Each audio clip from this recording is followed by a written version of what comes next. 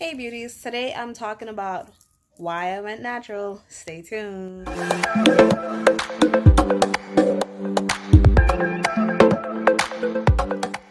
So I was asked to talk about reasons why I went natural, right? So in about April, May 2013, I met up with someone who kind of influenced me to I could credit that idea to that person. I'm not gonna say who the person is, of course, but it was a person who I was talking to at the time, and they kind of put the idea in my head that, you know what, you're like the perfect candidate, is what he said. It's like, why don't you go natural? I'm like, natural? I mean, I hated relaxing my hair at the time because I always felt like the more I relaxed my hair, the more it started to break off, especially in like my relaxed hair was long, but I always felt like it's not really my hair, it's processed hair. So he kind of put the idea in my head. He was like, you know what? How come you just don't go natural?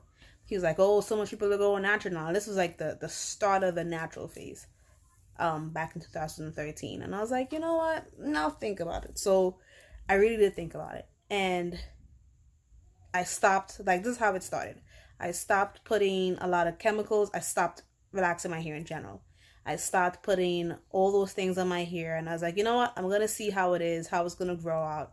And I decided to make that conscious change. Now, when I first started to do it, it wasn't about, oh, okay, I'm doing it for Black power and empowerment and things like that. I just did it for me, first and foremost. I did it because I was tired of relaxers. I felt like they weren't really beneficial to me. They always broke up my hair. Like at the ends of my hair would always be, fried. It looked great, but I always knew that it just wasn't how my hair was supposed to be. And and that's why I have the concept of I like my hair straight, but it was really ruining my hair. So for the rest of the year, I didn't have any chemicals on it. I would do braids, and I don't even like braids. But I would do braids. I would do, whatever styles I could. YouTube was like my best friend. I wore a lot of wigs because I really still wanted to keep it straight, but I didn't want to do my hair straight anymore. And then finally, in about, it was 2014 by this time, like January, I want to say, somewhere in 2014. I had like a little teeny weeny afro, and I showed this picture in a video. I'm gonna link the video in the description. But I had like the little teeny afro. It was like this long, and I remember because I was talking to somebody else at the time. Yo, guys. But I remember that person was laughing at me like, "Oh my gosh, my hair is longer than yours," and I'm like, "All right, whatever." But anyway, so I had the little teeny weeny afro, and then I was like, you know what? I can't keep doing this anymore because I had the afro, but I still had the little strags, and I'm like, it's time. It's time to just like snip, like just cut the ends. And that's when I did the big chop. It was 2014, and I can't remember exactly what month, but it was 2014. And then the new person in my life at that time was telling me, you know what? Your hair should be longer. You know what all these men say. But anyway, so I started to take. He recommended the second person. Oh my gosh, this is terrible. But he recommended that I started to take biotin because he was like, oh, I've been taking it, even though his hair honestly was not growing that fast. I don't know what happened.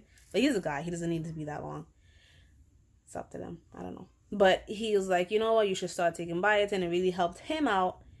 And I was like, all right, I didn't like taking a lot of things because I'm always afraid of how it's going to be in my body. I'm always conscious of what I'm putting in my body.